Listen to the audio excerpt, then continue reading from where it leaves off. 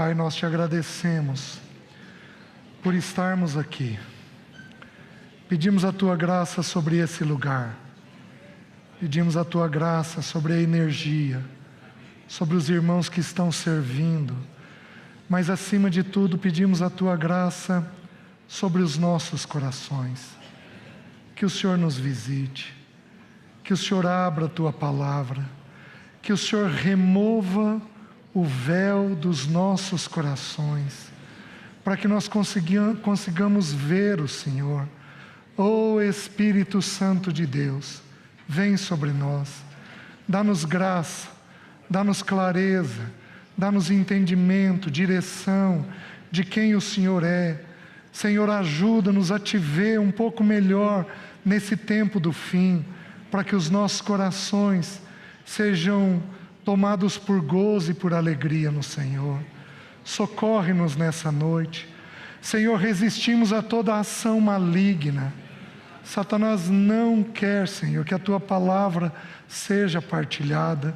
Por isso nós pedimos que o Senhor dê ordens nos céus, para que todo o teu evangelho possa ir aonde é necessário, em nome de Jesus. Que o Senhor nos guarde, nos proteja, a todos nós, aqueles que estão ouvindo, as nossas crianças que estão aqui ouvindo, brincando. Senhor, nos guarda, para que o teu nome seja glorificado. Nós oramos em nome de Jesus.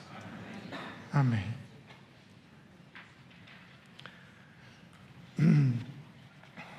Queridos, nós vamos estudar a vida de Ló. E eu vou precisar de um pouquinho de paciência de vocês, porque eu vou tentar construir. Eu nunca partilhei esse estudo dessa maneira, e então é a primeira vez que eu estou partilhando. Eu vou tentar organizar de uma forma que fique bem clara para os nossos corações, mas eu vou precisar um pouquinho da paciência de vocês. A primeira coisa que nós vamos fazer, nós vamos ler os textos bíblicos. Ler os textos que tratam a respeito desse personagem chamado Ló. Nós vamos começar com o texto de Lucas. Abram lá novamente, Lucas capítulo 17. Nós estudamos um pouco a vida de Noé.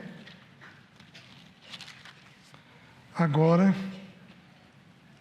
Lucas capítulo 17. O texto bíblico diz assim, começando com o versículo 25. Mas importa que primeiro ele padeça muitas coisas e seja rejeitado por esta geração. Assim também foi nos dias de Noé. Será também nos dias do filho, assim como foi nos dias de Noé, será também nos dias do Filho do Homem. Comiam, bebiam, casavam e davam-se em casamento, até o dia que Noé entrou na arca, e veio o dilúvio e destruiu a todos. O mesmo aconteceu nos dias de Ló. Comiam, bebiam, compravam, vendiam, plantavam e edificavam. Mas no dia em que Ló saiu de Sodoma, choveu do céu fogo e enxofre, e destruiu a todos. Assim será no dia em que o Filho do Homem se manifestar. Naquele dia, quem estiver no eirado e tiver os seus bens em casa, não desça para tirá-los. E de igual modo, quem estiver no campo, não volte para trás. Lembrai-vos da mulher de Ló.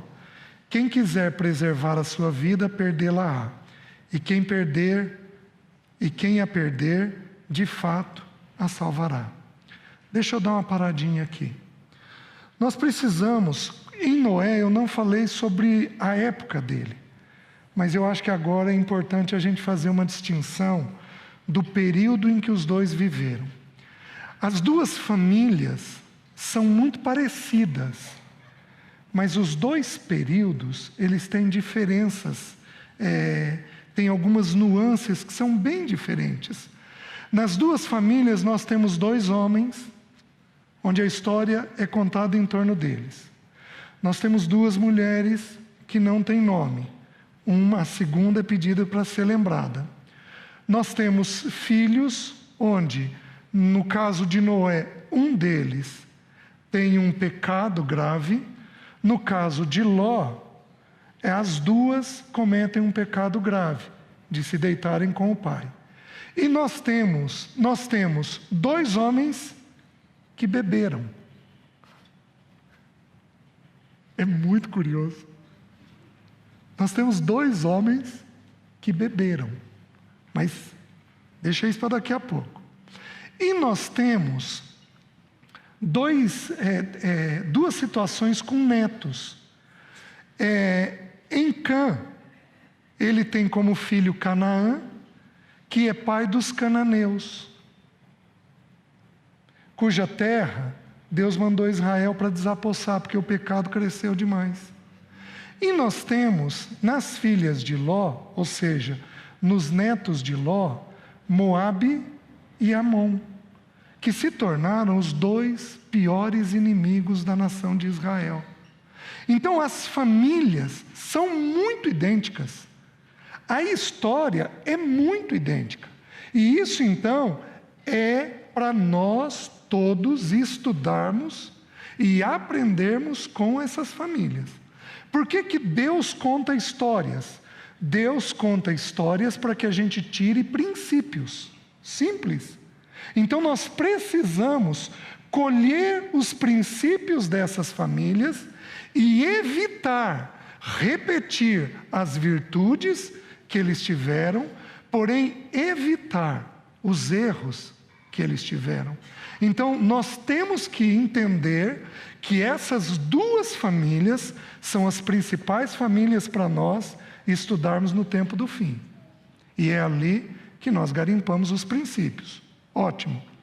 Porém, existe externamente a eles um período diferente.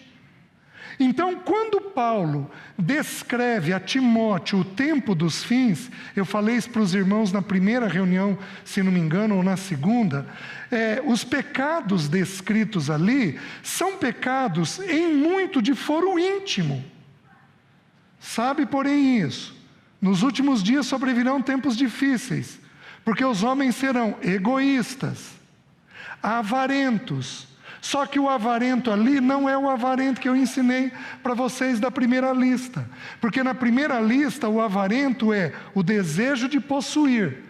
Neste caso ali, a palavra avarento nos é traduzido apenas por avarento. Mas a expressão é amor ao dinheiro. Nos últimos dias, os homens terão amor ao dinheiro. Foro íntimo. Serão jactanciosos, orgulhosos, soberbos, atrevidos, desafeiçoados, desobedientes aos pais. Tudo atitude interna. E ele, nesta lista, não menciona, por exemplo, nenhum pecado sexual. Porém, nós sabemos que no tempo dos fins, uma das coisas que faz com que a medida da iniquidade suba até os céus é o pecado sexual. O nosso corpo, a Bíblia nos ensina, que foi criado para o Senhor, e o Senhor para o corpo. Então o nosso corpo tem a finalidade de trazer a glória do Senhor. É pelas minhas mãos que Deus é conhecido. É pela minha boca que Deus é conhecido. É pelos meus pés que Deus é conhecido. Então o corpo, como diz Paulo em 1 Coríntios capítulo 6, ele não foi criado para a impureza, para a imoralidade. Ele não foi criado, ele foi criado para o Senhor.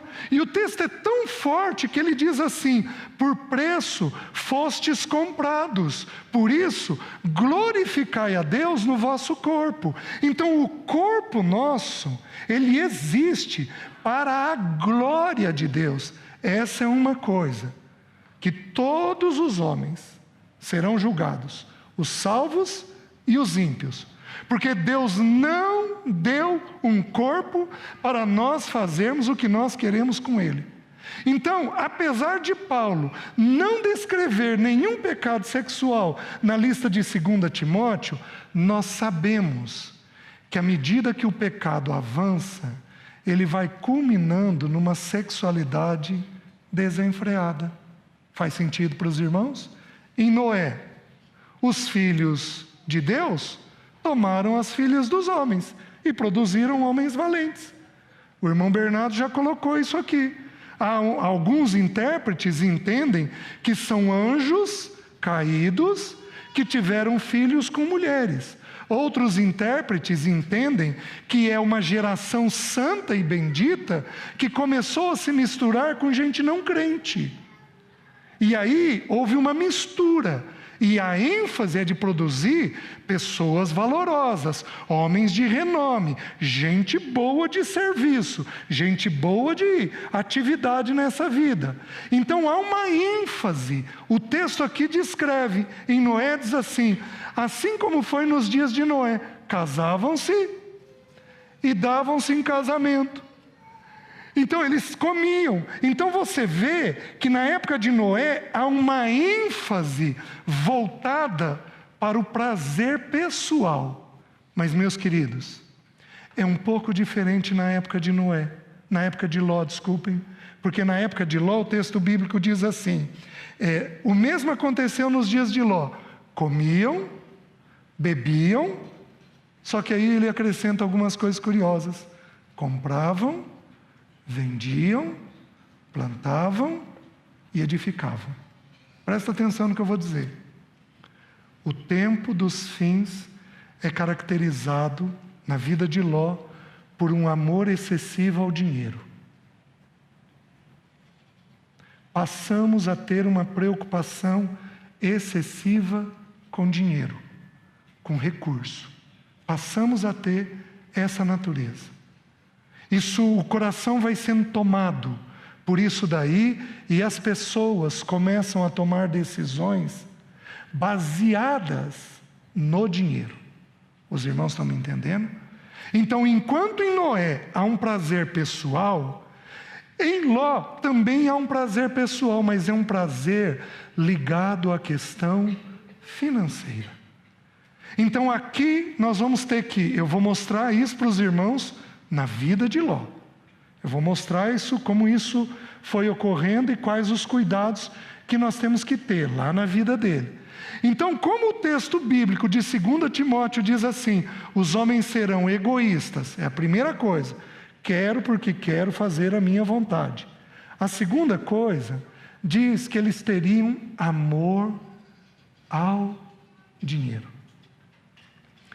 Há um tempo atrás eu fui convidado para dar uma palestra para um grupo não cristão. Então haviam pessoas cristãs e não cristãs. É um grupo que eu tenho assistido, que eu tenho cuidado, eu tenho ido semanalmente ministrar a palavra, mas aí é uma empresa, aí eles reuniram apenas os executivos, o segundo e terceiro escalão, e pediram para dar uma palavra. E eu fui, e antes de mim estava falando um consultor, um bambambam. E ele começou a falar e dizer o seguinte, que esta geração atual, então ele estava ensinando como que a empresa tem que fazer com a geração que está vindo. Que essa geração atual é uma geração muito impaciente e intolerante. Eles querem as coisas executadas com alto nível.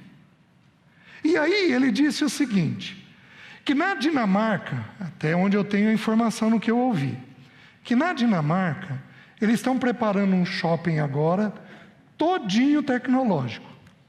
Então você abre no teu celular um aplicativo do shopping. E você diz que está indo para lá. A Cancela faz a leitura da sua placa. E a Cancela já reservou a vaga para você colocar o carro. Enquanto você desce do carro, você pede um café. E eles calculam o tempo que você vai levar para pegar o café, para você pegar o café quente.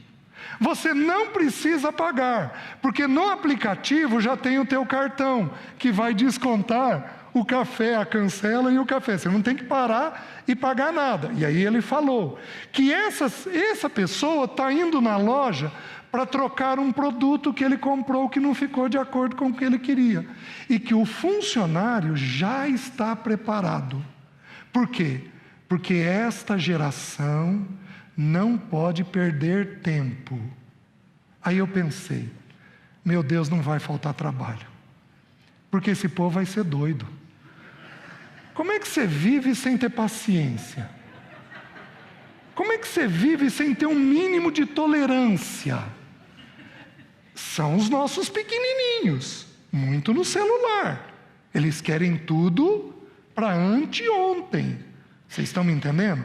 Então, a geração é uma geração onde tudo vai funcionar em torno do dinheiro. Por quê? Porque, meus queridos, o príncipe deste mundo é Satanás. Porém, o Senhor deste mundo é o dinheiro. Vocês entendem? Este Senhor não teve a cabeça pisada. Quem teve a cabeça pisada foi Satanás. O dinheiro, ele é, de acordo com um irmão, uma entidade. Ele tem uma essência dentro dele. O dinheiro não é um demônio, não é uma potestade, ele não é. O dinheiro não é uma personalidade, mas o dinheiro, ele é uma entidade, ele tem uma essência dentro dele. E é uma essência com poder de mando. A palavra usada para dinheiro, lá em Mateus capítulo 6, mamon, no grego, a palavra usada para dinheiro, que o texto vai descrever, é mamon, porém o texto diz assim: vocês não podem servir a dois senhores, porque ou vão agradar um e desagradar o outro, ou vão tornar um feliz e o outro infeliz. Vocês não podem servir a Deus e a mamon. A palavra usada para senhor, se referindo a dinheiro, é curiosa. É a mesma palavra usada para Deus. Para Deus como Senhor. A mesma palavra. Isso só ocorre com o dinheiro. Não ocorre com nenhuma outra coisa. Satanás, ele cria a questão monetária para ele poder escravizar com mais eficiência a mente de todos nós, especialmente de nós homens. Porque foi onde Ló caiu e onde a sua mulher repetiu o problema. Então o dinheiro, por ser um senhor, vocês sabem o que significa kurios no grego? Aquele a quem todas as pessoas e todas as coisas pertencem. Aquele a quem todas as pessoas e todas as coisas pertencem. Então, o Senhor nosso, Filipenses diz assim: alegrai-vos no Senhor, alegrai-vos naquele que todas as pessoas e todas as coisas pertencem. Porém, o texto bíblico lá em Mateus está dizendo assim: não sirvam este Senhor. Por quê? Porque este Senhor, ele pode ter as pessoas e as coisas. Um irmão, há muitos anos me ensinou, eu acho que alguém escreveu isso, ele replicou, mas eu ouvi desse irmão, ele falou assim, que o dinheiro é um péssimo servo, mas ele é ele é um péssimo senhor, mas ele é um ótimo servo.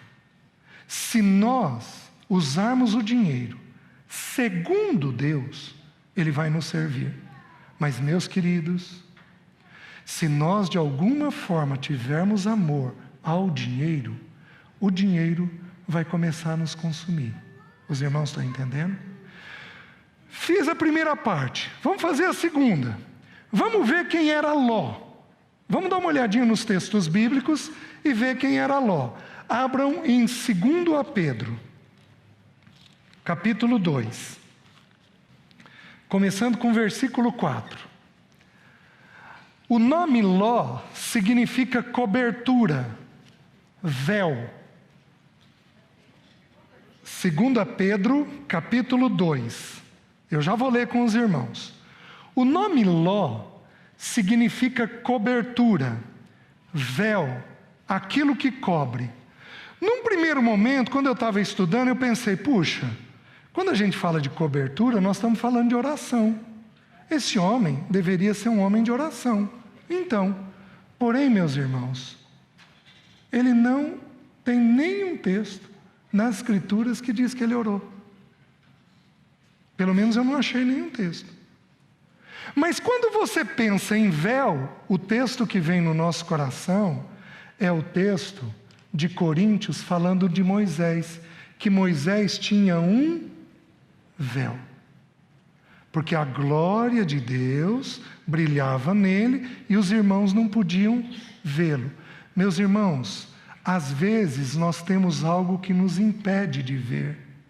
A impressão minha é de que Ló tinha algo que impedia ele de ver claramente. Sabe o que me parece ser? A maneira pela qual ele lidava com dinheiro. Impedia ele de ver claramente o que era para ele fazer, como era para ele fazer, o que era para ele decidir, a maneira que era para ele agir. Ele não conseguia ver. Então vamos dar uma olhadinha em quem é esse personagem. Começando com o versículo 4. Diz assim: ora, se Deus não poupou anjos quando pecaram, antes, precipitando-os no inferno, os entregou a abismos de treva, reservando-os para juízo, e não poupou o mundo antigo, mas preservou a Noé, pregador da justiça, e mais 7 pessoas, quando fez vir o dilúvio sobre o mundo de ímpios, e reduzindo a cinzas as cidades de Sodoma e Gomorra, ordenou-as à ruína completa, tendo-as posto como exemplo a quantos venham a viver impiamente, e livrou o justo Ló, afligido pelo procedimento libertino daqueles insubordinados, porquanto este justo, pelo que via e ouvia quando habitava entre eles, atormentava a sua alma justa cada dia por causa das obras iníquas daqueles. É porque o Senhor sabe livrar da provação os piedosos e reservar sob castigo os injustos para o dia do juízo. Meus queridos, ele era um irmão, ele era crente, porque ele foi chamado aqui como o justo Ló. Como é que eu sei que ele era crente? Porque o texto bíblico diz que ele é justo. Não apenas isso, o texto bíblico também diz que Deus o tirou quando veio a ira. Eu li para vocês, não abram 1 Tessalonicenses 1,10, que diz assim: Jesus, que nos livra da ira vindoura. Então, de alguma forma, este irmão teve um vislumbre de Deus, uma compreensão de Deus. Ele era um irmão. Possivelmente a esposa dele era salva. Por quê? Porque o sal na Bíblia é uma figura ou de oração ou uma figura de testemunho nosso, e é uma figura dos crentes. Os crentes são o sal da terra. Então ela possivelmente era salva. Possivelmente, minha impressão, as filhas eram salvas. Por quê? Porque Deus as tirou do juízo. O Senhor redimiu elas do juízo. Então me dá a impressão de que é uma família de irmãos. Mas, meus irmãos, como é que pode tanta tragédia? Como é que pode tanta situação complicada, difícil? O que houve com esse irmão que ele não percebeu o julgamento que se aproximava? Porque o tio dele, Abrão, passa pela mesma experiência, mas ele passa intocado, protegido. Por que ele conviveu tantos anos com o tio dele e não conseguiu compreender o que o tio estava vivendo? E ele viveu uma situação beirando o juízo. Dá para dizer assim, não sei se dá para entender, saiu meio chamuscado. Quanta tragédia! É às vezes a gente. Eu já vivi a experiência. Se Deus não me socorre, eu passava por um juízo. Eu saí meio queimado. E pela misericórdia de Deus não saí destruído. Ló foi assim. Saiu chamuscado daquela situação, uma experiência difícil. O que houve com esse irmão? Agora então nós vamos começar a entender quais as decisões que ele fez. Abram em Gênesis capítulo 13. Querido, sabe qual é a minha sensação espiritual? Estou tomando a liberdade de pensar com vocês. Que dos 4 estudos que eu dei, esse é o mais difícil. Sabe por quê? Porque nós estamos tocando, não que antes nós não tivéssemos feito, mas nós estamos tocando no Senhor. Nós estamos tocando numa coisa que o diabo não quer que seja tocado. Ele não quer que seja tocado, porque ele usa o dinheiro de forma legítima, na grande maioria dos crentes. Então a minha sensação, meu coração, é um coração pesado para dividir essa palavra. Passei a tarde clamando ao Senhor, para que o Senhor nos desse uma boa compreensão da palavra, para que Satanás não roubasse o valor da palavra para nós. Vamos começar a entender o texto. Eu vou ler do 1 ao 13, e aí eu volto garimpando o texto. Saiu, pois, Abraão do Egito para o Neguebe, ele e sua mulher e tudo o que tinha, e Ló com ele. Era Abraão muito rico, possuía gado, prata e ouro. Fez as suas jornadas do Neguebe até Betel, até o lugar onde primeiro estivera a sua tenda, entre Betel e Ai, até o lugar do altar, que outrora tinha feito. E aí Abraão invocou o nome do Senhor. Ló, que ia com Abraão, também tinha rebanhos, gado e tendas. E a terra não podia sustentá-los, para que habitassem juntos, porque eram muitos os seus bens, de sorte que não podiam habitar um na companhia do outro. Houve contenda entre os pastores do gado de Abraão e os pastores do gado de Ló. Nesse tempo, os cananeus, lembra dos cananeus? Ó, aparecendo aqui de novo, o neto de Noé. Neste tempo, os cananeus e os ferezeus habitavam essa terra. Disse Abraão a Ló: não haja contenda entre mim e ti, e entre os meus pastores e os teus pastores, porque somos parentes chegados. Acaso não está diante de ti toda a terra? Peço-te que te apartes de mim. Se fores para a esquerda, irei para a direita. Se fores para a direita, irei para a esquerda.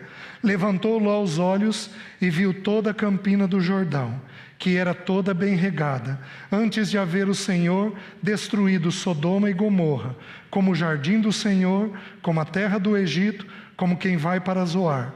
Então Ló escolheu para si toda a campina do Jordão e partiu para o oriente. Separaram-se um do outro.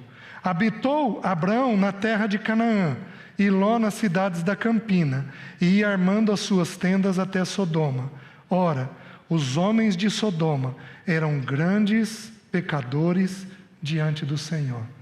Vamos olhar aqui algumas coisas que o texto nos sugere. Em primeiro lugar, há algumas diferenças entre Abraão e Ló. Abraão, o texto diz que era muito rico, e ele tinha o quê? Gado, prata e ouro. Naquela época, terra não era sinônimo de riqueza, porque havia muito pouca gente para muita terra. Então terra não era sinônimo de riqueza.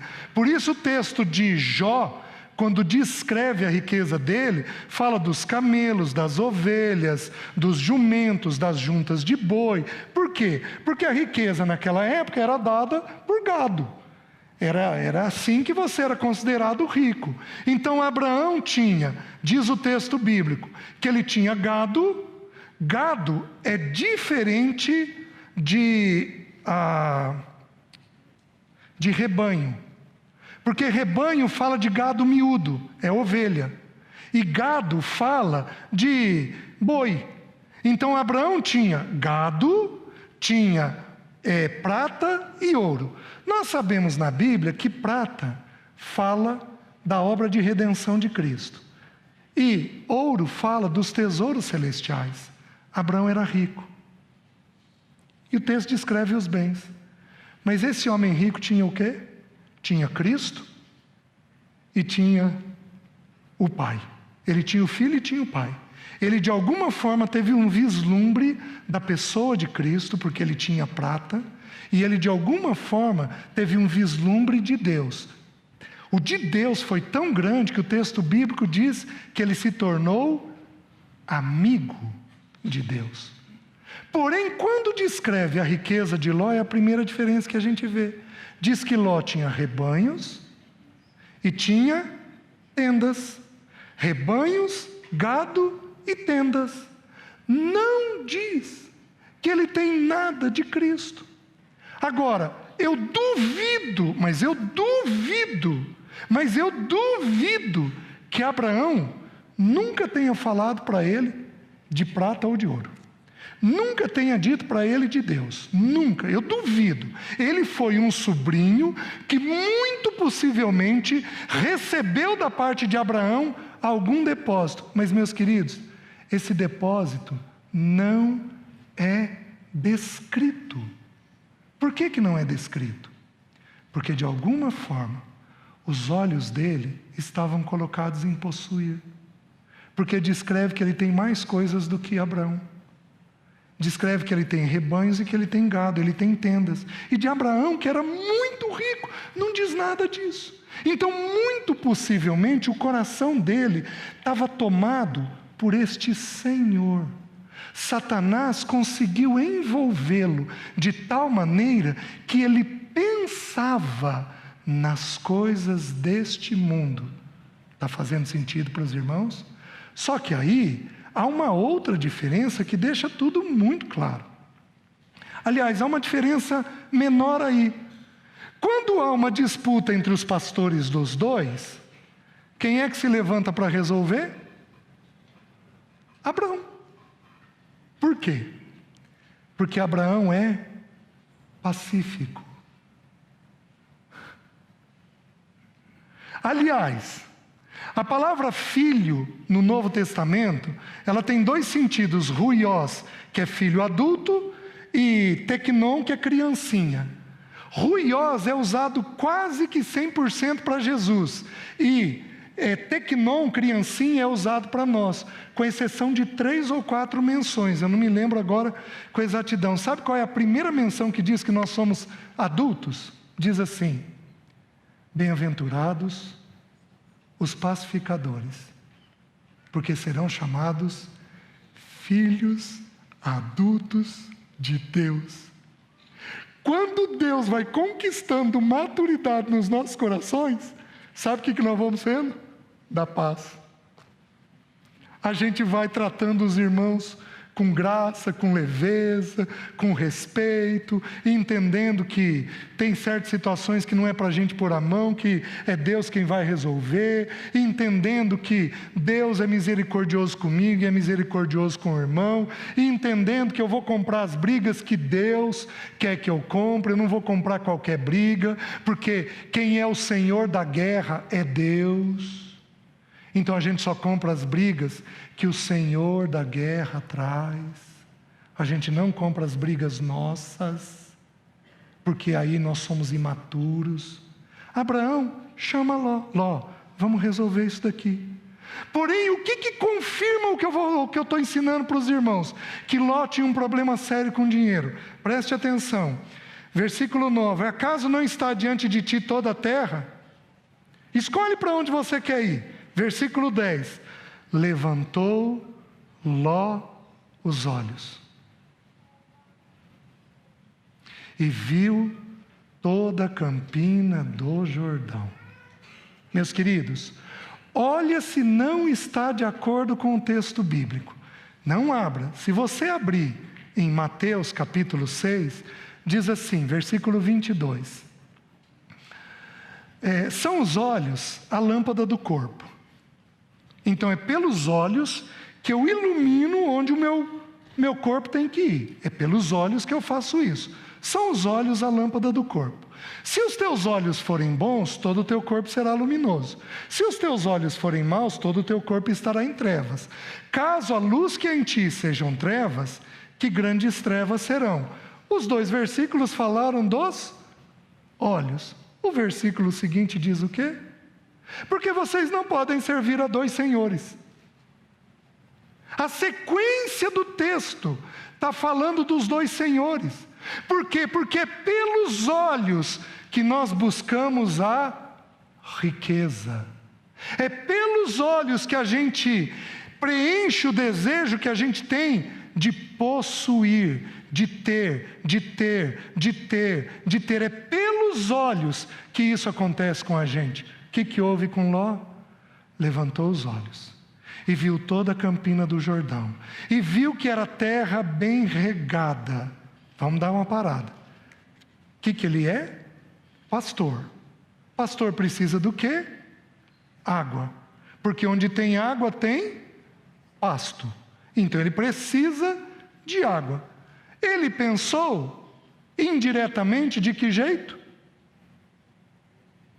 No cuidado financeiro. Faz sentido para os irmãos? O que estava cobrindo aquele irmão? O anseio financeiro. O que tinha um véu? O que colocava um véu sobre aquele irmão? O anseio financeiro. É o que acontecia com ele. Isso impedia ele de ver a prata e o ouro que o tio dele tinha. Impedia ele de se tornar, apesar de ser um crente, impedia ele de ver com mais profundidade a Deus. E ele então começa a fazer escolhas. E ele decide por uma terra para proteger o seu rebanho. Porém, ele não faz conta de que aquela terra é do lado de Sodoma. Não levanta a mão. Tem irmãos aqui que são sócios de ímpios?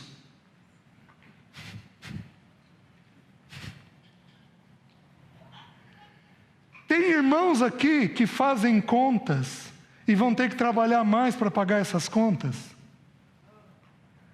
Tem irmãos aqui que têm escolhas. Eu tenho uma lista a respeito de dinheiro para colocar para os irmãos. Eu não sei se vai dar tempo.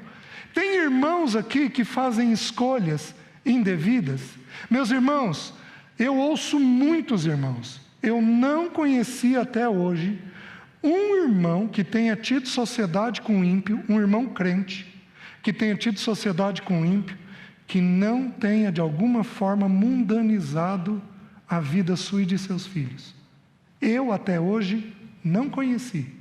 Não conheci. Por quê? Porque quando você se aproxima de um dinheiro de uma forma inadequada, você naturalmente se aproxima de comportamentos ímpios indevidos. Os irmãos estão entendendo? Ló fez uma escolha baseada em dinheiro, caiu dentro de Sodoma.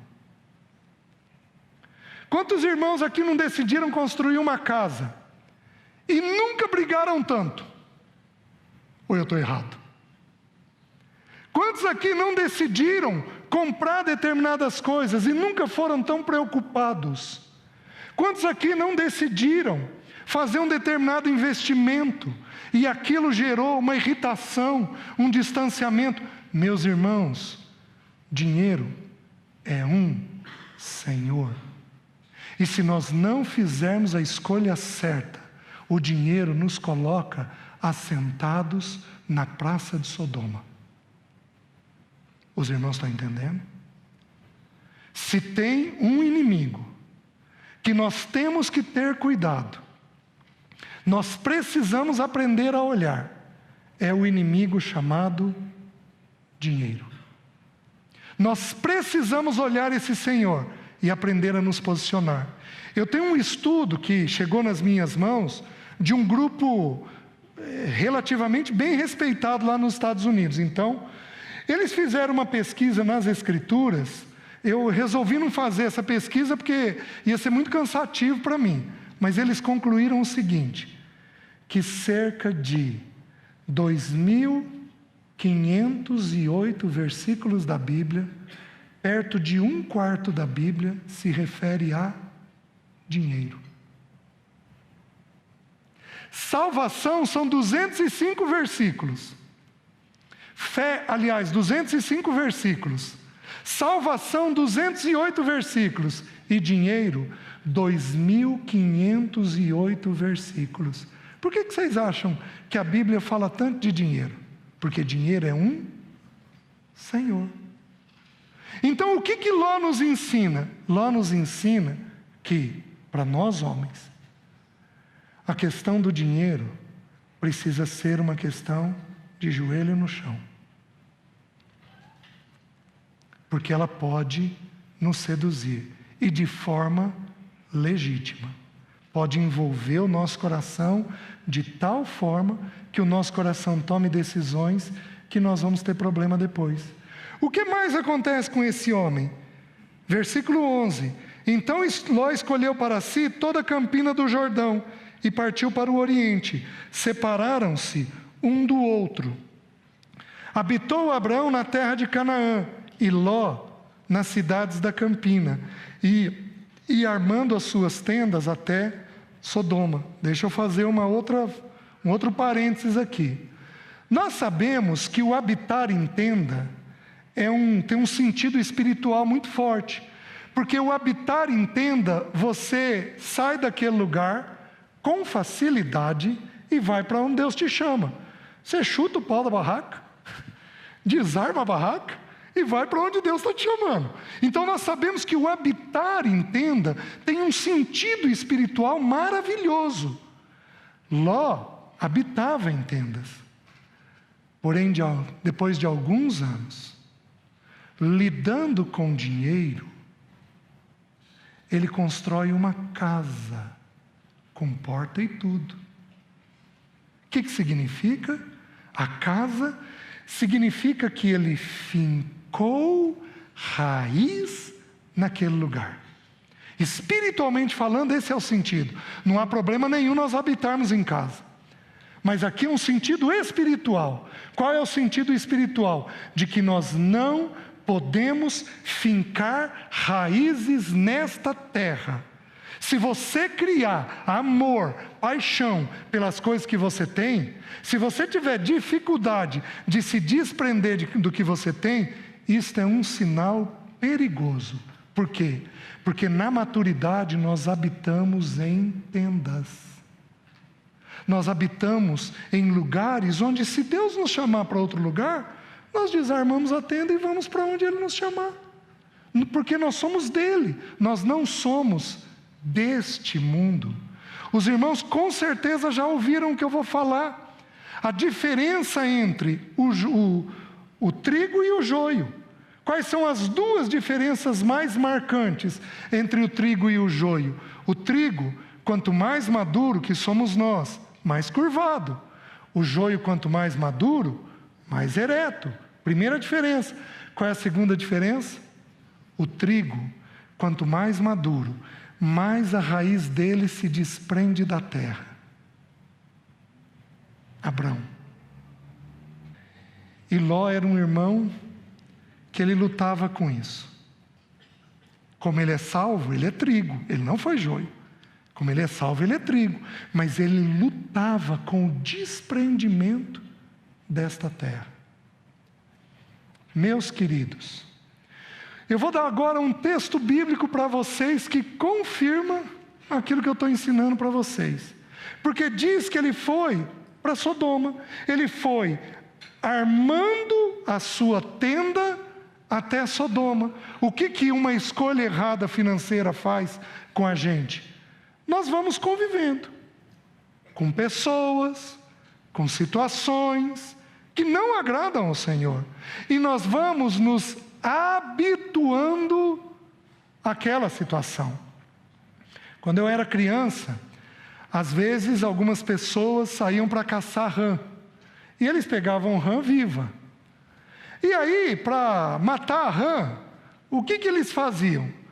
Se eles jogassem a rã numa panela fervendo, a rã espalmava a palminha dela e pulava da água.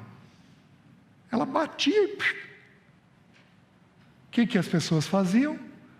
Colocavam a rã na água normal. Ia aquecendo a água. O que Satanás fez com Ló? Pôs ele na água e foi aquecendo a água. Aliás, sabe o que significa Sodoma significa ardente. Então o exemplo que eu estou dando cabe bem. Sodoma significa ardente, ou seja, aquele homem foi se aproximando de situações de juízo sem perceber, porque ele tinha um véu sobre os olhos dele, que era a questão financeira. Os irmãos entendem? Abram em Ezequiel, capítulo 16. Quando você pensa em Sodoma, em que você pensa? Sexualidade. Em especial, homossexualidade. Certo? Aliás, a palavra sodomia, hoje para nós, deriva de Sodoma. O sentido para nós é o sentido tirado lá de Sodoma. Mas vamos entender para qual cidade que ele foi. Olha se não tem tudo a ver com o que eu estou dizendo para os irmãos. Tem a ver com a questão do dinheiro. Olha o que diz o texto. Versículo 49 de Ezequiel 16. Eis que esta foi a iniquidade de Sodoma, tua irmã. Soberba, fartura de pão, próspera tranquilidade teve ela e suas filhas, mas nunca amparou o pobre e o necessitado. Foram arrogantes, fizeram abominações diante de mim, pelo que vendo isto, as removi dali. Meus queridos, o texto não diz que eles tinham só pecado sexual. Diz que em primeiro lugar eles foram soberbos. Depois diz que eles foram arrogantes. Mas entre soberbos e arrogantes, eles colocaram 3 pecados. O Espírito de Deus colocou 3 pecados. Quais foram? Houve fartura, dinheiro, próspera tranquilidade, e não atenderam ao aflito e ao necessitado. Se você pegar as cidades que mais correm dinheiro, são as cidades que mais têm o quê? Pecado sexual. Nós precisamos entender que os pecados, eles têm proximidade. Os pecados, um abismo chama o outro. Quando há um desenvolvimento financeiro grande, você tem risco de ter soberba e você tem risco de ter desordem sexual. Faz sentido para os irmãos? Então Sodoma não era um antro de prostituição. Sodoma era uma cidade de desenvolvimento. Sodoma era uma cidade em que você tinha oportunidades. Os textos, eles se aproximam. E o pecado do dinheiro leva ao pecado sexual. É simples. Então nós temos que entender que Satanás não pegou Ló e jogou ele dentro de uma casa de prostituição. A estratégia de Satanás foi diferente. Ele pegou um irmão e colocou um véu nos olhos dele, ligado à questão financeira. E assim, ele foi tomando decisões, a tal ponto de ir morar dentro dessa cidade. Até aqui deu para entender? Está ficando claro para os irmãos? Vamos um pouquinho mais. Então, esta cidade é uma cidade próspera. Abram comigo agora, por favor, em Gênesis 19. Vamos avançar um pouco mais.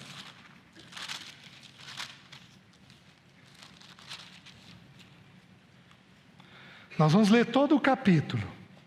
Preciso um pouquinho da paciência dos irmãos. Nesse meio tempo, entre o capítulo 13 até o capítulo 19, Ló foi levado cativo na guerra dos 5 reis contra os 4 reis. Abraão reuniu 382 homens da sua casa, foi lá e libertou Ló, e trouxe todos eles com vida, e ali Abraão deu o dízimo de todo aquele despojo. Tá bom, olha a atitude de Abraão com dinheiro. Ele ofertou. Você oferta? Teu coração é desprendido? Você oferta? Você oferta para os irmãos da fé? Você oferta onde você reúne? Você oferta? Se você não ofertar, já tem alguma coisa errada. Você não lida bem com dinheiro.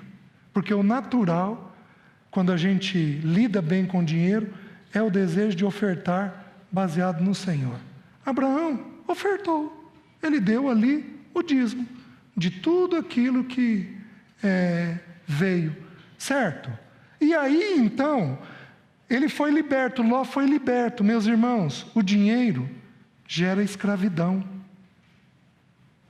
Ele foi preso e precisou do tio dele ir lá e libertá-lo. Mas agora é que ocorre o verdadeiro problema. Deixe-me mostrar para os irmãos. Ao anoitecer, capítulo 19, vieram os 2 anjos a Sodoma, a cuja entrada estava Ló assentado. Este, quando os viu, levantou-se, indo ao seu encontro, prostrou-se rosto em terra e disse-lhes: Eis agora, meus senhores, vinde para a casa do vosso servo, pernoitai nela e lavai os pés, levantar-vos-ei de madrugada e seguireis o vosso caminho. Responderam eles: Não, passaremos a noite na praça. Instou-lhes muito, e foram e entraram em casa dele. Deu-lhes um banquete, fez assar uns pães asmos, e eles comeram. Mas antes que se deitassem, os homens daquela cidade cercaram a casa. Os homens daquela cidade cercaram a casa, os homens de Sodoma, tanto os moços como os velhos, sim, todo o povo de todos os lados. E chamaram por Ló e lhe disseram: Onde estão os homens que, à noitinha, entraram em tua casa? Traze-os para fora, a nós, para que abusemos deles. Saiu-lhes então Ló à porta, fechou-se após si, e lhes disse: Rogo-vos, meus irmãos, que não façais maus. Tenho 2 filhas. Gente, ele é crente. Olha o que ele diz: Tenho 2 filhas virgens, eu vô-las darei. Tratai-as como vos parecer. Porém, nada façais a estes homens, porquanto se acham sobre a proteção do meu teto. Eles, porém, disseram: Retira-te daqui. E acrescentaram: Só ele é estrangeiro, veio morar entre nós e pretende ser juiz em tudo. A ti, pois, faremos pior do que a eles. E arremessaram-se contra o homem, contra Ló, e se chegaram para arrombar a porta. Porém os homens, estendendo a mão, fizeram entrar Ló e fecharam a porta. E feriram de cegueira os que estavam fora, desde o menor até o maior, de modo que se cansaram à procura da porta. Então disseram os homens a Ló: Tens aqui alguém mais dos teus? Genro, e teus filhos, e tuas filhas, todos quanto tens na cidade, faze-os sair deste lugar, pois vamos destruir este lugar, porque o seu clamor se tem aumentado, chegando até a presença do Senhor. O Senhor nos enviou a destruí-lo. Então saiu Ló e falou aos seus genros, aos que estavam para casar, com suas filhas, e disse: Levantai-vos, saí deste lugar, porque o Senhor há de destruir a cidade. Acharam, porém, que ele gracejava com eles.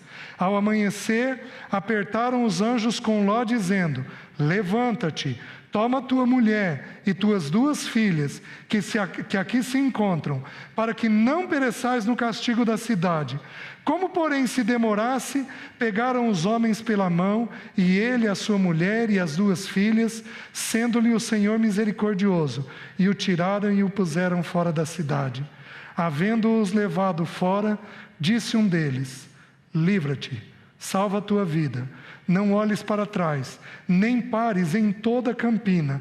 Foge para o monte, para que não pereças. Respondeu-lhe Ló: Assim não, Senhor meu. Eis que o teu servo achou mercê diante de ti, e engrandeceste a tua misericórdia que me mostraste, salvando minha vida. Não posso escapar no monte, pois receio que o mal me apanhe e eu morra. Eis aí uma cidade perto para a qual eu posso fugir, e é pequena. Permite que eu eu fuja para lá, porventura não é pequena, e nela não viverá a minha alma? Disse-lhe: quanto a isto estou de acordo, para não subverter a cidade que acabas de falar. Apressa-te, refugia-te nela, pois nada posso fazer enquanto não tiveres chegado lá. Por isso se chamou Zoar o nome da cidade. Saía o sol sobre a terra, quando Ló entrou em Zoar. Então fez o Senhor chover enxofre e fogo, da parte do Senhor, sobre Sodoma e Gomorra, e subverteu aquelas cidades, e toda a campina, e todos os moradores da cidade, e o que nascia na terra. E a mulher de Ló olhou para trás, e converteu-se numa estátua de sal. Tendo-se levantado Abrão de madrugada, foi para o lugar onde estivera na presença do Senhor, e olhou para Sodoma e Gomorra, e para toda a terra da campina, e viu que da terra subia fumaça, como a fumarada de uma fornalha. Ao tempo que destruía as cidades da campina, lembrou-se Deus de Abraão, e tirou Ló do meio das ruínas, quando subverteu as cidades em que Ló habitava. Subiu Ló de Zoar e habitou no monte, ele e suas 2 filhas, porque receavam permanecer em Zoar, e habitou numa caverna, e com ela as 2 filhas. Então a primogênita disse à mais moça: nosso pai está velho, e não há homem na terra que venha unir-se conosco, segundo o costume de toda a terra. Vem, façamo-no beber vinho, deitemo-nos com ele e conservemos a descendência de nosso pai. Naquela noite, pois, deram a beber vinho a seu pai, e entrando a primogênita se deitou com ele, sem que ele o notasse, nem quando se deitou, nem quando se levantou. No dia seguinte disse a primogênita mais nova: deitei-me ontem à noite com o meu pai, demo-lhe a beber vinho também esta noite. Entra e deita-te com ele, para que preservemos a descendência de nosso pai.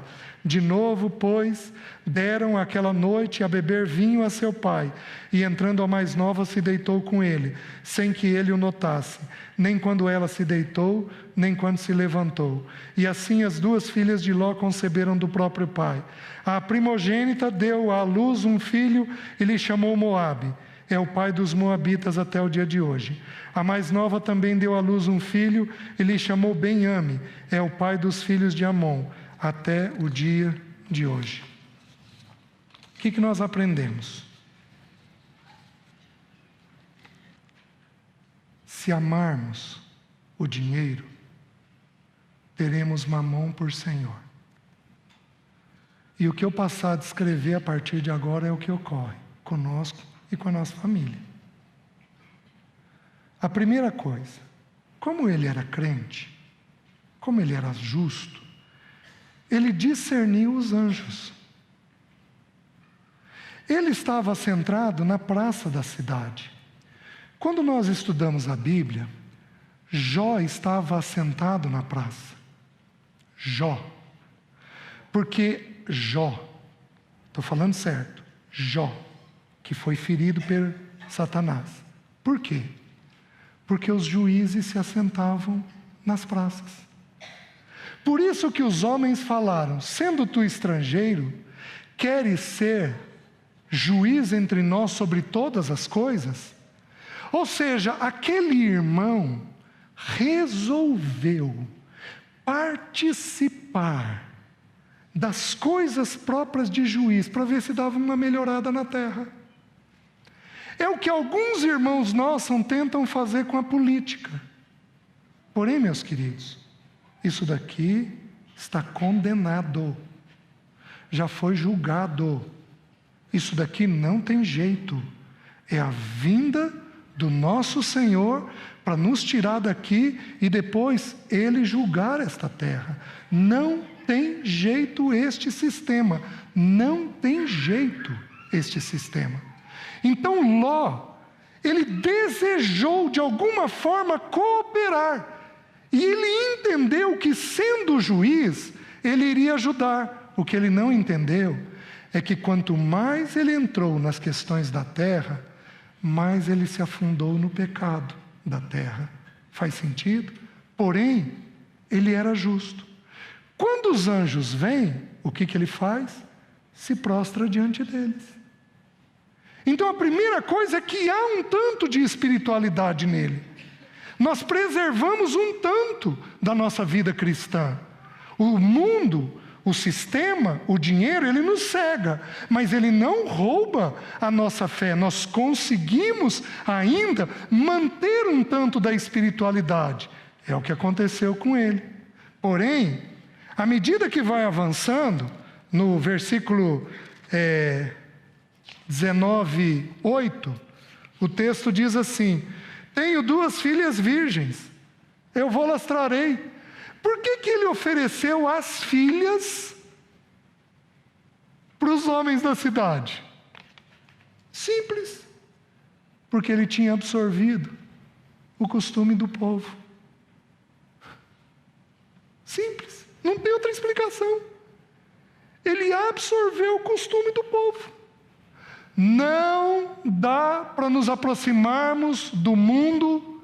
Não dá para nos aproximarmos do mundo sem sermos contaminados por ele.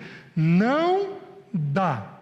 O Senhor Jesus nos ensinou no lava-pés uma lição impressionante, que não é apenas da humildade. Então o lava-pés nos ensina o quê? Que você chega em casa, você toma banho, mas você lembra, Pedro lembrou que tinha que devolver a enxada para João.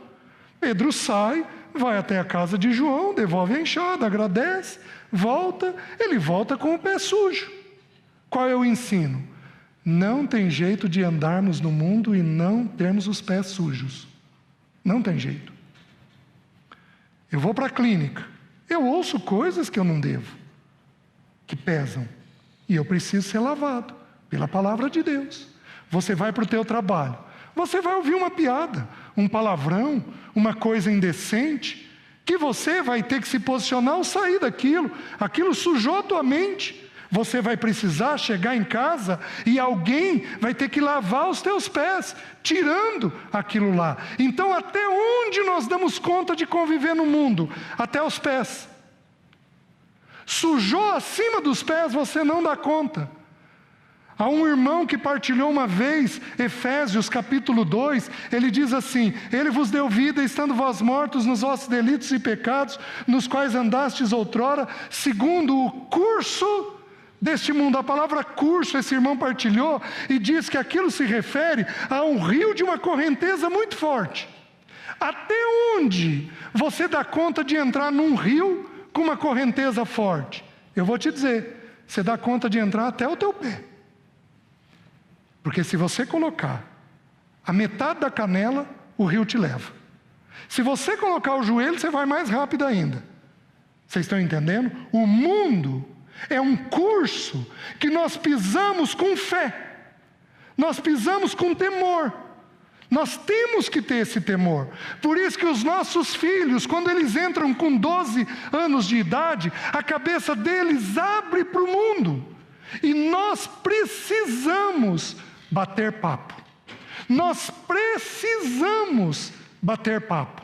Nós precisamos ensinar para eles como o mundo pensa, como a Bíblia pensa, o que a Bíblia diz daquilo. De vez em quando eles vão vir encantados com uma teoria ou outra. Eles vão vir. O irmão Cláudio colocou as doutrinas que o mundo traz. Eles vêm encantados com esse mundo. E se você não ensinou seu filho a bater papo com você, a pensar segundo a mente de Deus, mas também não ter medo de olhar o mundo e dizer para ele o que é e o que não é. Meus queridos, o conceito vai envolvendo ele, vai envolvendo ele, vai envolvendo ele. Quando você vê 18, 20 anos, seu filho está com o coração esfriado, querendo se afastar. Você está entendendo? Serviço dos nossos filhos ao Senhor, como eu falei, não é uma garantia de espiritualidade. Não é. O mundo é esse curso. Ele saiu. E ele entrou até o quadril. Sentou na praça. Aí, quando veio a pressão dos homens, ele reagiu segundo a cultura. Não. Toma aqui minhas filhas. Pode abusar delas. Mas os homens que estão sob meu teto, não. Os anjos não aceitaram aquilo, porque aquilo não é uma sexualidade segundo Deus. E os anjos então põem uma cegueira nele, nos homens. E os homens não conseguem achar a porta da casa. Porém, meus queridos, o que é mais triste na vida de Ló é o que eu vou mostrar para os irmãos agora. Versículo 16. Versículo 15 diz assim: ao amanhecer, apertaram os anjos com Ló, dizendo: levanta-te, toma tua mulher, tuas 2 filhas, que se aqui encontram, para que não pereçais no castigo da cidade. Como, porém, se demorasse. Um homem lento. Homem, deixa eu te fazer uma pergunta: você é meio lento? Não me responde não, deixa eu te perguntar para a tua mulher. Deixa eu fazer de um jeito diferente. Você às vezes é meio lento, meio demorado para obedecer? Às vezes o Senhor tem que te apertar, os anjos estavam apertando, e o apertar não resolveu. Sabe o que os anjos tiveram que fazer? Pegar ele pela mão, diz o texto bíblico, para ele sair. Uma escolha. Qual foi a escolha? Financeira. Um senhor produziu toda essa tragédia nele e na sua casa, por causa de dinheiro. Dinheiro é um assunto que a igreja de Deus precisaria estudar. Dinheiro é um tema que as famílias têm necessidade de ouvir e de porem o joelho no chão e de aprenderem a decidir segundo o Senhor.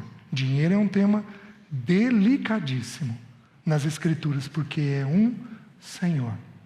Às vezes parece que a gente consegue perceber melhor Satanás e os ataques dele do que o dinheiro. Faz sentido o que eu estou dizendo para os irmãos? O dinheiro, como ele não é um inimigo desse porte de Satanás, parece que a gente se descuida. Porém, é o que Satanás usa para o tempo dos fins. Vocês estão me entendendo? Hoje a gente tem jovens, meus irmãos, olha se não é o tempo dos fins. Hoje a gente tem jovens que querem se aposentar aos 40 anos. Vocês já ouviram isso?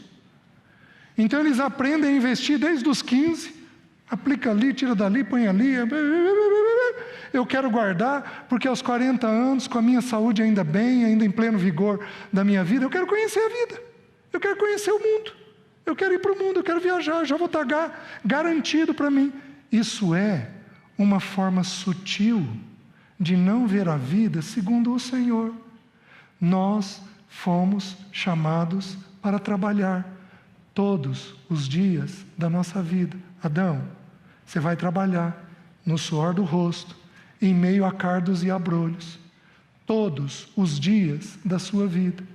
São teorias que Satanás vai trazendo ligado ao dinheiro, que a gente não confronta com as Escrituras, porque a gente acha que é normal pensar dessa forma. Porém, nós precisamos entender que decisões indevidas ligadas ao dinheiro tomam o nosso estado de alerta com Deus, e a gente fica demorado. E não apenas demorado, porque os anjos pegam pela mão e dizem: sai daqui e vai para o monte. Gente, se um anjo te dá uma ordem dessa, o que você vai fazer? Sair dali? Ele vira e diz: não, meu senhor, assim não.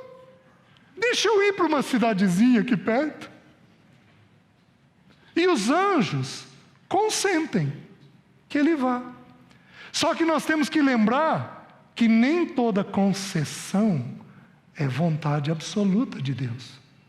Tanto que, depois que ele vai para lá, depois de um tempo, que a gente não sabe dizer quanto, ele sai e vai morar nos montes, que é onde as filhas deitam com ele. Possivelmente, depois de um tempo morando na cidadezinha, ele cai em si na ordem dos anjos, e aí então ele obedece.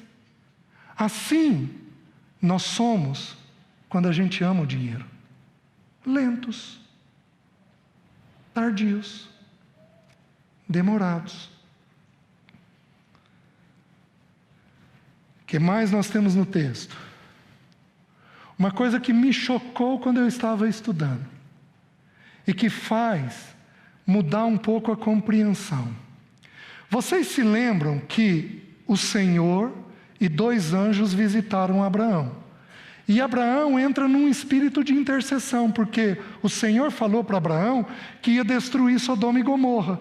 E Abraão entra num espírito de intercessão. Mas, Senhor, e se houver 50 justos? Um dos irmãos partilharam isso daqui esses dias. E se houver 50 justos? Não, eu não vou destruir. E se houver 45? Não, eu não vou destruir. E se houver 40? Não, eu não vou destruir. Senhor, me tolera um pouquinho. Se houver 30? Não vou destruir. E se houver 20? Não vou destruir. E se houver 10? Não vou destruir. E ali Abraão parou. Não haviam 10, haviam 4. E nós pensamos que o Senhor foi misericordioso com Ló. Mas olhem esse versículo. Versículo 29. Ao tempo que destruía as cidades da campina, lembrou-se Deus de Abraão.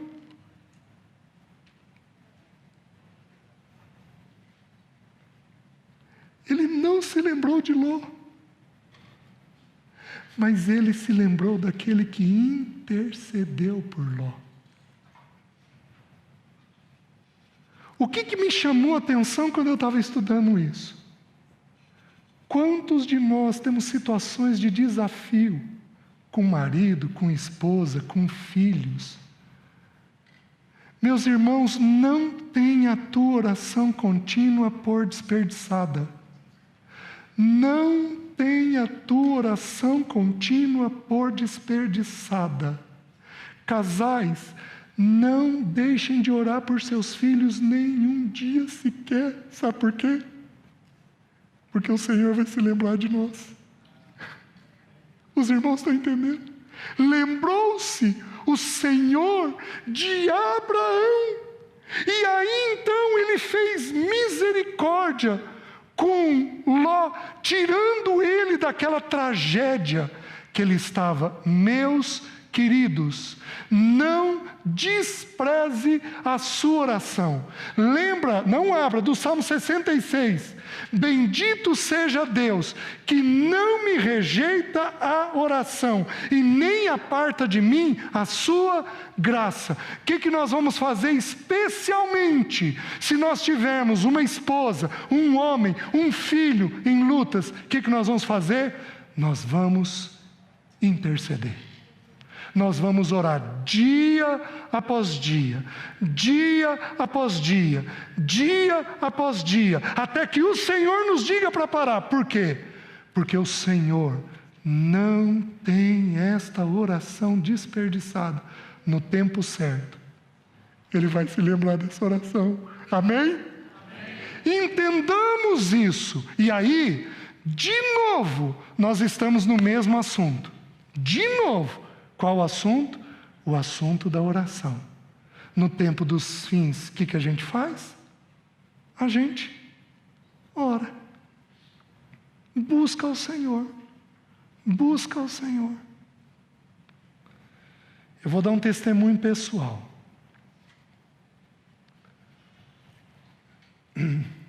Eu sou casado com uma mulher de oração. Cansei de acordar de madrugada e ver ela de joelho. E eu voltava para a cama.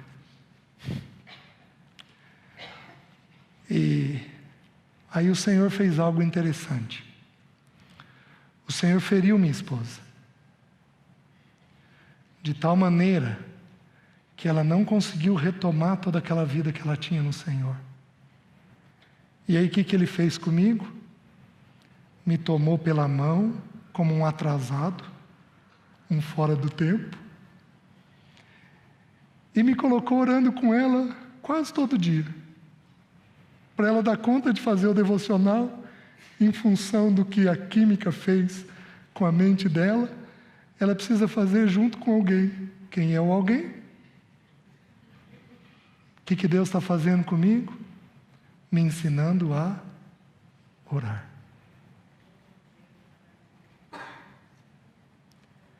Deus não rejeita a sua oração. Não tenha desespero pelos seus. Não tenha. Porém, o texto nos ensina que o Senhor não se lembrou de Ló, mas se lembrou daquele que intercedeu. E aí fez misericórdia aos de Abraão. Fez misericórdia a Ló, mas se lembrando daquele que havia intercedido. Meus irmãos, que princípio. Que princípio. Porém, há mais algo ainda na vida dele que a gente encontra. A mulher dele olha para trás. Essa mulher, ela era, segundo o meu entendimento, crente. Por quê? Porque ela se tornou uma estátua de sal. Porém, ela se tornou um sal insípido. Porque assim são aqueles irmãos que perdem o testemunho. Assim são aqueles irmãos que amam o presente século. Assim são aquelas irmãs. Meus queridos, minhas queridas, eu falei para vocês um pouquinho da mulher de Ló. Onde é que essa mulher estava? Ela estava apoiando o marido. A mulher de Noé. Ela estava apoiando o marido e cuidando dos filhos. Ela estava fazendo isso daí. Porque os filhos estavam bem demais. O marido estava bem demais. Onde estava a mulher de Ló? Quando o texto diz que ela olha para trás, o texto diz que ela é atraída pelas coisas que ela está deixando. Então ela possivelmente deixa a casa, ela possivelmente deixou o shopping onde ela comprava, ela possivelmente deixou os lugares que ela gostava de ir, ela possivelmente deixou os lugares que geravam bem-estar para ela, prazer para ela, e ela está tão apegada, ela é mulher de Ló. E a Bíblia ensina que a mulher, salvaguardando algumas poucas, que tem uma postura completamente diferente, a mulher tem uma tendência de absorver a cara do homem. A mulher tem uma tendência de pegar a cara do homem, porque somos nós quem santificamos vocês, ou não. Somos nós quem lavamos vocês, ou não. O que aconteceu? Ló era demorado, Ló era apegado, Ló foi armando a tenda, foi apreciando Sodoma, foi indo até Sodoma. Ló viu o desajuste que tinha e batia papo com ela, ó, talvez se eu for juiz e talvez se eu falar isso, falar aquilo, a gente dá um jeitinho na coisa, ó, vamos fazer uma casa aqui, de que jeito você quer a casa, como é que você quer a casa? E essa mulher foi criando gosto com o mundo. Mas ela tinha tanto gosto com o mundo, que mesmo numa situação de juízo, ela não deu conta de deixar as coisas. Os irmãos estão entendendo? Irmã, onde é que você gasta teu tempo?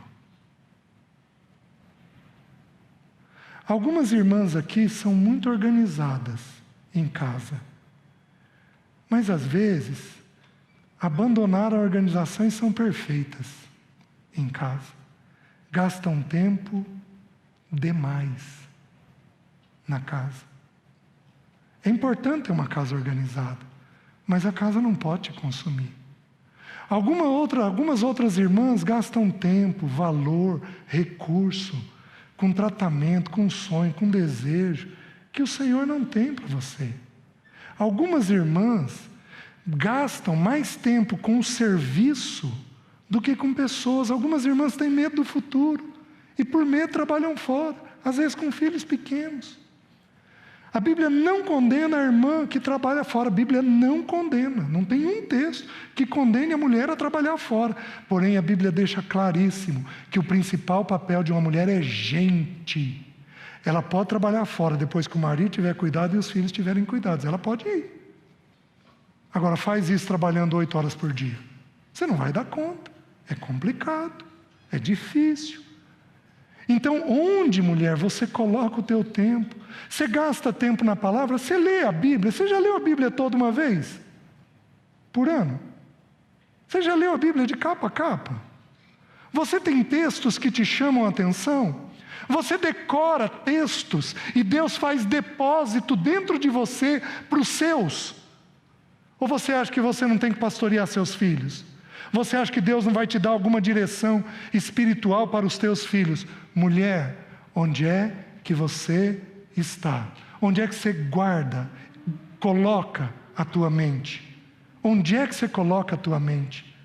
Quando a gente vê lá no Novo Testamento, lembrai-vos da mulher de Ló, o lembrai-vos me chama uma atenção. Chama uma atenção, onde é que está a minha mente?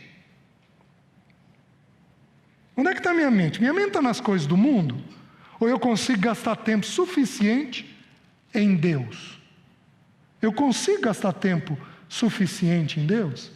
Tem coisas que minha esposa falou para mim por meses a fio, até que depois o Senhor deu compreensão. E nesse tempo, o que ela faz? Desiste? Desanima? Vai para a TV? Vai para o celular? Vai fazer o quê?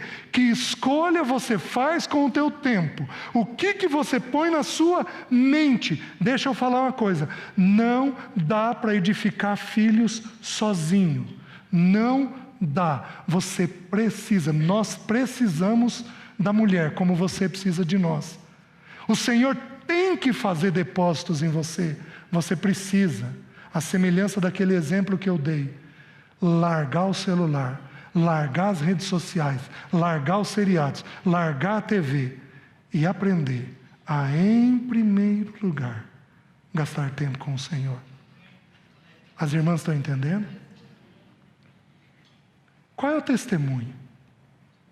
Qual é o testemunho que teus filhos dariam de você? Qual é o testemunho que teus filhos dariam de você? Se eu perguntar para os teus filhos sobre você, o que eles vão me falar? Mamãe é brava. Nossa, mamãe é organizada. Mamãe é boa cozinheira. Nada disso é para a gente desperdiçar. Mas ele vai, de alguma forma, fazer algum elogio a respeito da tua espiritualidade?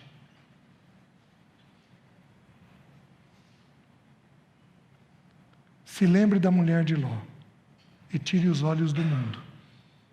Perca a sua vida para você ter a verdadeira vida. Não se incomode se os homens não te reconhecerem. Não se incomode se você não tiver profissão. Porém, faça homens e mulheres para o Senhor. Pegue seus filhos e faça homens e mulheres para o Senhor, preparados para o Senhor. Está entendendo? Ainda que nesta vida as pessoas não te reconheçam, esse é o teu ministério, é gente. Tem 1 minuto pelo meu horário. Qual é a tragédia? Essas filhas têm tanto o mundo dentro delas, mas tem tanto o mundo dentro delas, mas tanto, que elas não pensam 2 vezes se deitar com o pai.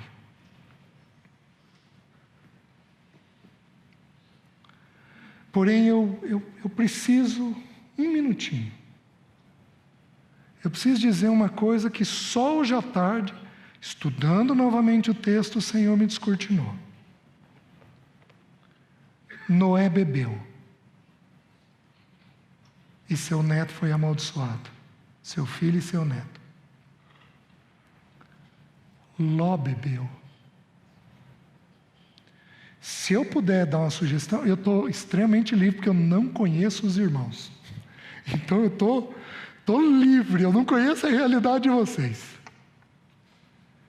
Se eu pudesse tomar uma decisão no lugar de vocês, uma das coisas do mundo que eu abandonaria é a bebida. Primeiro porque aparece nos 2 relatos das famílias que passaram por julgamento. Segundo porque, do meu ponto de vista, nem um homem ou uma mulher que exercem autoridade vão conseguir explicar para um jovem adolescente por que ele não deve beber, se eles próprios bebem. Se a tua casa então tiver ascendência de alcoolismo, mas 10 vezes mais, você precisaria levantar hoje e sair daqui abstêmico, porque você não perde nada. É pecado beber? Não. Porque Paulo virou para Timóteo e falou: bebe um pouco de vinho por causa das tuas frequentes enfermidades. Porém é sobreexcelente não beber? É. Quando você estuda as consagrações na Bíblia, qual era a maior consagração de todas? Do Nazireu. O que ele tinha que fazer? Ele não podia pôr bebida na boca dele. Meus queridos, eu duvido que Jesus ofereceu menos do que o Nazireu. Mas eu duvido.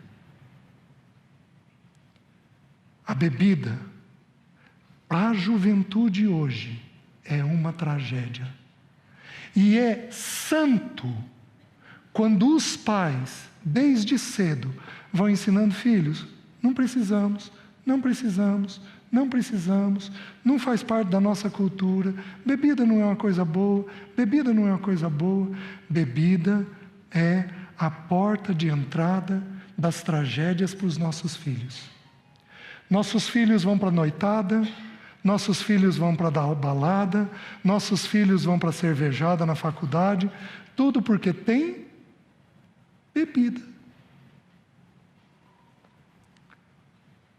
Que o Senhor nos ajude a entender tudo isso. Amém? Vamos pedir misericórdia do Senhor, vamos nos colocar de pé. Dá a mão para quem está aí perto de você. Vamos orar juntos. Todos nós, vamos juntar as bandas aí. Vamos todos nós orarmos, pedindo misericórdia do Senhor.